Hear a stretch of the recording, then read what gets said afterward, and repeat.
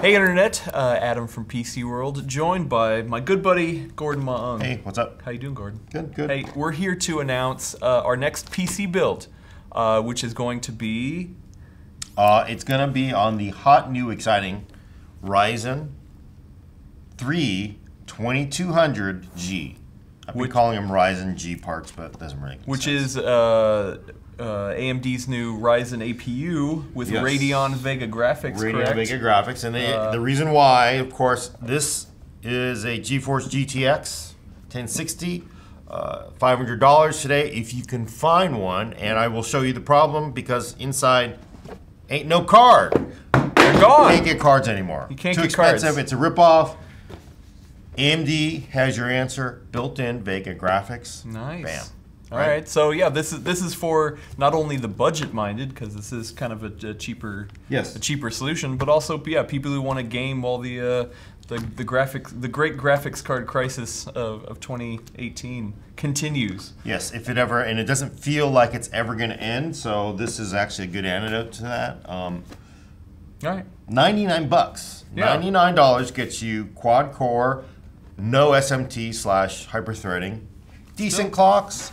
And I gotta say, I've just spent the whole week testing this thing. It's pretty impressive. For $99, for what you're getting on the CPU side, a real quad core, native quad core, not a dual CCX design, and you are getting, Vega 8 graphics, got 8 CUs. Nice. Performance, really not bad. Basically, everything I tested, it's probably about 2 to 3 times faster, 2.5 to 3 times faster than Intel HD 630 graphics on equivalent Core i3, sadly, all the way up to Core i7 Coffee Lake. You're still getting HD 630 graphics. It's not really going to blow you away. Okay. It's actually surprisingly not bad, but you're getting 2.5 to 3 times more performance out of this APU. Nice. And typically, when we go over these parts lists, we have to go over the CPU and then the GPU. We just did 2 in 1. We're done. Done. That's the Boom. best part. So what do you want to do next? Okay, so my thought is look, I don't know if this GPU crisis is ever going to end, so let's build a small form factor. We're going to be building this into this MSI B350i AC Pro, B350i Pro AC motherboard. Okay. Mini ITX, 2 full-size DIMM slots. And it does have M.2, I'll talk about that later, as well as, of course, support for Ryzen G out of the box. You don't have to update the BIOS. Some of your older AM4 box motherboards, you got to update the motherboard before you can boot up a Ryzen G part. This one should be ready to go day one. Okay, so yeah, I forgot to mention small form factor as well. Small form, so, yeah, it's a tiny box because... Are you going to be putting 2 video cards in? No, we're not going to worry about that. Are you going to need crazy heating? Not going to need that. Crazy cooling and everything. Oh yeah, because we should say also the GPU or the APU comes with a cooler. Yeah, out of the box. So we're just going to use the stock cooler. Basic stock cooler. We're going to save money again. $99, no extra cooling, no GPU cost. Nice.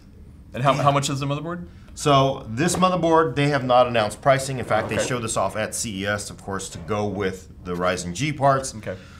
Probably going to be $99 to $120 on the streets, right? Okay. So mini ITX, you do pay a little bit more, but it's kind of cool because it's a tiny little motherboard. So. All right. What else we throwing in there? You want to do RAM? So for RAM, it is actually very important to use RAM that is higher clocked. It's nice, of course, to have more RAM, but RAM prices, as we know, is stupid as well. So we're going to do 2 4 gig DDR4 3200 DIMMs. 2933 is not bad either, but you definitely, to pay the extra $10 to get 2933 or 3200, you definitely want higher clock DIMMs to go with your Ryzen G part. Okay. So 2 of these Corsair DIMMs, 4 gigs, about $115. Which is still not great. Not great. Because RAM's, having a hard time. Right. I mean, it'd be nice to put 16 gigs in, but 16 gigs... I mean, so far, that's the most expensive part. Yeah, actually, I didn't think about that. That we've talked about. This one, I mean, the motherboard could be $100. Oh, true. Yeah, close, still, about $120. Everything here is reasonably cheap.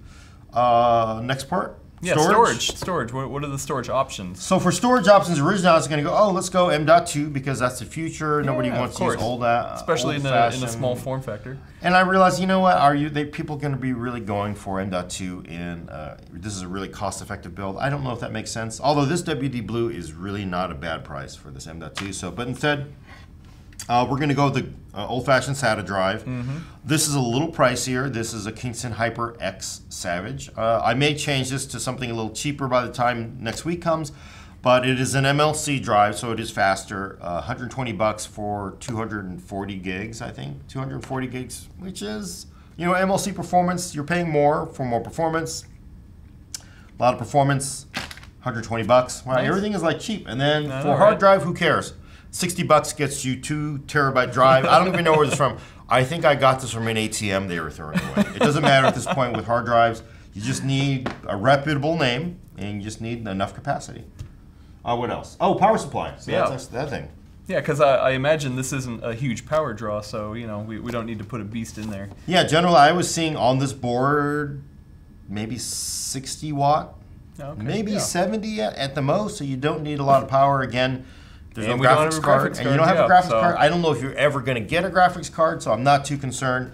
Silverstone, small form factor, SFX, ST30SF power supply, 300 watt power supply, which of course sounds ridiculous in 2018. Right? Well, it sounds overkill for this, right? Yeah, but we're used to 600, 800, 1,000 watt power supplies. 300 watts, small form factor power supply. They do include in the box an adapter. So you can run small power supply like this in a standard ATX case. Nice. It doesn't necessarily have to go in a little tiny case. So they give you the little bracket. Quick question, is it modular? This one is not modular. Oh, yeah, we know how you love not modular power supply. And again, I'm comfortable because I do think the person building this box, where I think is reasonable, there's plenty of performance. They're probably not going to put a GPU in. If they do, they're not going to be putting in a 1060. It'll be something that runs on a little bit of power. So 300 watts, this does give you, just so you know, a single 6-pin. Oh, so, 1050 Ti, 1050 probably. Okay. So you got options. 1060 would definitely be probably too much for this power supply, I'm going to guess. All right, and then we finish with the case. Oh, the case. So this is what I'm really proud of here, actually. This Silverstone SG13 P, and the P, of course, is for Pepto-Bismol. We are hoping to get sponsorship from Pepto-Bismol to go with their Metamucil sponsorship. There you go. This is a seriously pink case. That is cool. It is the mesh version of this. That is cool. And the best thing about this, of course, people can go like, why do you want pink? Well, one, I have a daughter. Two, they're cheaper. This thing. Really? Yeah. Nice. On Newegg, it was 40 bucks. Right, so 40 bucks for this. And if you buy the black version, it's $60. There you go. So for $20, I would take this one. You put a Hello Kitty sticker right here, and you're set. Oh, I did mention the price on this power supply, about 40 bucks. Oh, okay, yeah. But again, you can. This case, this case does take a standard power supply, so you could put a bigger one in if you wanted to. But it really depends on how much of a GPU you think you're going to put in here. Yeah, you're going to have plenty of room. There's just going to be. I could actually rent out in San Francisco the rest of the space in this case for it'll still be $2,000 a month. Yeah, there you go. Case 40 bucks on Newegg is where I found it. 40 bucks for power supply. So total, what are we looking at? What is it, like 300? So, the state of the PC today, the entire package is $550, no operating system. Okay. I would normally include $99 for Windows license. If this were Brad, he would charge you $15 at some site where you got to meet somebody behind a liquor store at midnight to get the key. But again, $650 built with OS, $550 just for the hardware. Okay. And again, very decent gaming performance. 3 times what you're going to get out of Intel's IGP. I got to say, it's going to be a very solid 720p medium to high, depending on the game. Some games, if they're older, if you play CSGO, you're looking at playing at 1080p, not a problem. Nice, that's not bad. And yeah, with these builds, so we're going to be building this Tuesday, which the date is the 12th, right? Yes, I believe so. Today is the 8th. No, Tuesday the 13th. Wow, I should have got that beforehand. February 13th on PC World's YouTube and Twitch.